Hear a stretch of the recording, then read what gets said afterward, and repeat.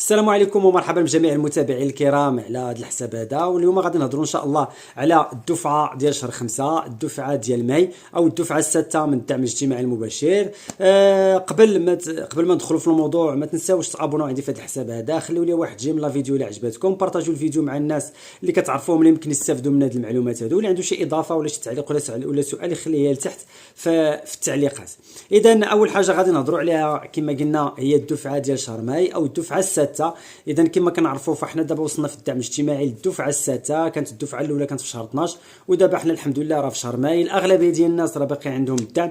كاينين الناس اللي خرجوا الاسباب اما المؤشر، اما خدام، اما ساكن بوحدو، اما تسجل بوحدو هو ساكن مع الاسره ديالو، اما المهم شوف شنو هو السبب اللي خرجوا من هذا الدعم هذا. كل واحد الاسباب راه مختلفه.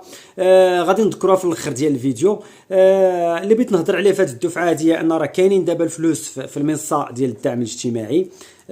كاين الا بغيتو تدخلوا له ما عليكم الا تدخلوا تكتبوا في جوجل ASD كما هنايا غادي تكتبوها. من بعد غادي تدخلوا لثلاثه الشريطات اللي الفوق غادي تكليكيو عليهم بحال هكا، غادي تكليكيو على هذا الزر الاحمر هنايا ديال فضاء خاصه تكليكيو عليه. من بعد غادي تدخل المعرف الرقمي ديالك هنايا وغادي يجي وتدخل داك الرمز، غادي يجيك واحد الكود، ها هو بحال هذا الكود هذا اللي فيه 6 الارقام يجيك للتليفون ديالك. هذاك الكود سيدي منين غادي يجيك كتكتبوا في دوك 6 الارقام. من بعدها كتدخل الحساب ديالك ديال ASD.ma، يعني دخلتي للحساب ديالك كاين كاع المعلومات ديالك تما. الا بغيتي تغير شي حاجه مثلا بغيتي شي واحد فلان كتزيدو، بغيتي تضيف شي واحد من افراد الاسره كتزيدو، بغيتي شي واحد فلانك مثلا نسيتي ما دخلتيش ليه مسار تدخلو، اي حاجه يمكن لك ديرها في داك الحساب ديالك. ولكن من الاحسن ما تقيسوا حتى شي حاجه تما بالنسبه للناس اللي ما كيعرفوش لا يمشيو يضغطوا على شي حاجه ويمشي لهم الدعم ديالهم. اذا اش كدير انت كتطلع للفوق كتكليكي على دوك ثلاثه الشريطات اللي الفوق، غادي يطلعوا لك المبالغ المدفوعه. كتكليكي عليها بحال هكا. ملي غادي تكليكي على دوك المبالغ المدفوعه تخرج لك الصفحه ديال الفلوس ولا الفلوس اللي كنتي اللي شديتي كاع في هذا الدعم هذا. ضروري ما تلقى الناس اللي كيتسناو الدفعه ديال شهر 5 ضروري ما يلقاو 1/5/2024 وغادي تلقاو قدامها المبلغ. اذا تلقاو قدامها المبلغ اللي غادي يجيك في الاخر ديال الشهر. اذا هذا المبلغ هذا الا كانت عندك جزافيه راه غادي تشد 500 درهم هو اللي غادي تلقى. الا كانت عندك شهريه مثلا الا عندك طفل واحد او جوج الاطفال راه غادي تلقى 500 درهم حيت 400، وبالنسبه للطفل وكتزيد كدوله 300 درهم باش يولي عندك 500 درهم.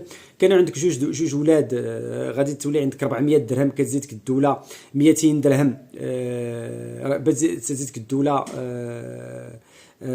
100 درهم عفوا باش يولي عندك 500 درهم باش تستافد من 500 درهم حيت اقل مبلغ في الدعم هو 500 درهم.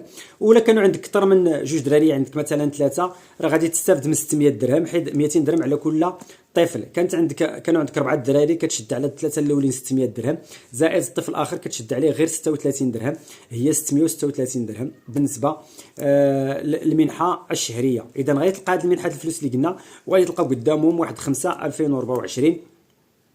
هنا كتعرف بان راه داز لك الدعم ديالك، راه ما عندك حتى شي مشكل. ان شاء الله في اخر الشهر يعني 29 في شهر 5 ولا 30 31 حتى الواحد وجوج وثلاثه واربعه كاع في شهر 6. هذه المده هذه يعني تقريبا واحد 6 ايام عاد الناس كيبقى يدوزوا لهم داك الدعم.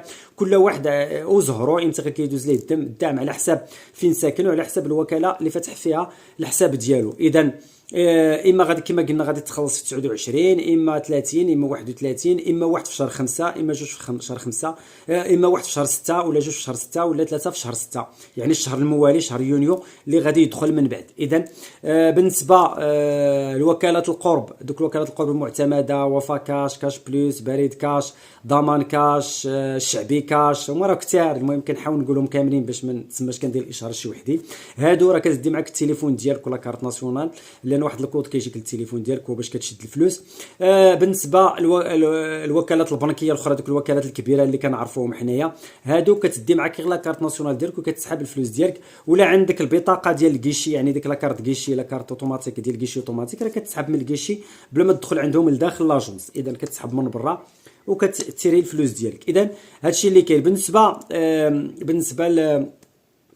شحال كتخلص، راه كاين الخلاص كيبدا من 7 دراهم، كاين الوكالات اللي دايرين 7 دراهم، كاين 7 دراهم، كاين اللي دايرين 8 دراهم، كاين اللي واصلين حتى ل 20 درهم. اذا على حساب الوكالات. اذا فين ما كان داك الفلوس طالعين، راه الخدمات اللي كيقدموا لك كيكونوا اكثر. اذا راه خاصكم تعرفوا هذه، ان ديك الفلوس اللي كتزاد راه كتزاد معها حتى الخدمات اللي يمكن لك تستافد منهم من هذه الوكالات البنكيه. اذا هذا الشيء اللي كاين بالنسبه للناس اللي كيدخلوا، الناس اللي كيدخلوا المبالغ مدفوعه وما كيلقاوش الفلوس تما، يعرفوا بان راه الدعم تحبس لهم. لا قدر الله الا دخلتي تما وما لقيتيش الفلوس، عرف بان راه الدعم تحبس لك. ضروري ما تمشي تشوف شنو هو السبب باش تحبس لك، علاش تحبس لك الدعم وما بقاش وما كاينش. اما كيكتبوا لك تمايا في الحساب ديالك، كيكتبوا لك رفض الطلب، وكتشوف شنو هو السبب.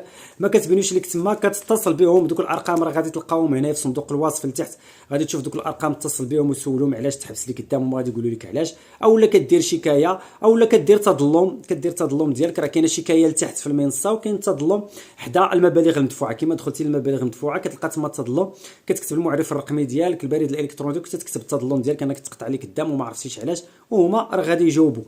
اذا هادو هما الاشياء اللي خاصك دير الا ما لقيتيش الفلوس في المبالغ المدفوعه. اذا اي واحد ما بقاش الفلوس في المبالغ المدفوعه، يعرف بان الفلوس ما غاديش يدوز ليه في اخر الشهر، وبان راه الدعم تحبس ليه. غادي يشوف شنو هو السبب. ضروري ما تقلب على شنو هو السبب باش تشوف واش كاين ما يتعالج باش يرجع لك الدعم ديالك. اذا هادشي اللي كاين بالنسبه للدفعه ديال شهر ماي. بالنسبه الاسباب اللي تقدر تخليك ما يجيكش الدعم، اللي كتقطع عليك الدعم، حنا راه كنعرفوها، راه الاغلبيه فيكم كيعرفوا دابا. اما المؤشر طلع فات 9.74، اما عندك شي مشكل في التسجيل، شي خطا في التسجيل، يعني ما سجلتيش شي واحد، اما احد الزوجين ما مسجلش، مثلا الاب ما مسجلش ولا الام ما مسجلاش، ولا الا كانت المطلقه ما دخلاتش ما تسجلاتش في السجل الوطني للسكان وفي السجل الاجتماعي المحدد كمطلقه، وكيطالبوا ليها المعرف الرقمي ديال الطليق ديالها في المنصه.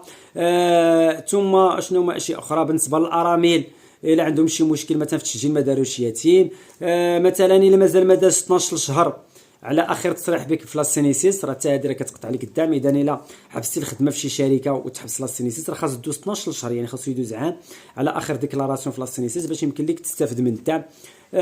مثلا اذا كان احد الزوجين، مثلا الاب هو رب الاسره ودخل مع مرته، ومرته كتستافد من شي تعويضات خدامه ولا عندها لاسينيسيس ولا شي حاجه، فحتى هاد الاسره غادي تحبس لهم الدعم. الا عندكم شي، الا خرج لكم شي معاش ديال التقاعد، الا عندكم تستافدوا من شي تعويضات على هذوك الاطفال مثلا ودوك الولاد ديالكم، حتى راه الدعم غادي تحبس لكم. اذا تقريبا هادو الاسباب راه ولاو معروفين، راه هاد الاسباب هادو راه معروفين. الا دوك الاسباب ما كيتوفروش فيك وكتشوف بانك مظلوم، راه كدير تظلم. الا دوك الاسباب كيتوفروا فيك وحسيتي براسك بان داك الدعم راه فعلا ما عمرك تشدو، صافي نسى عليك داك الدعم، وان شاء الله يجيب الخير في شي حاجه اخرى.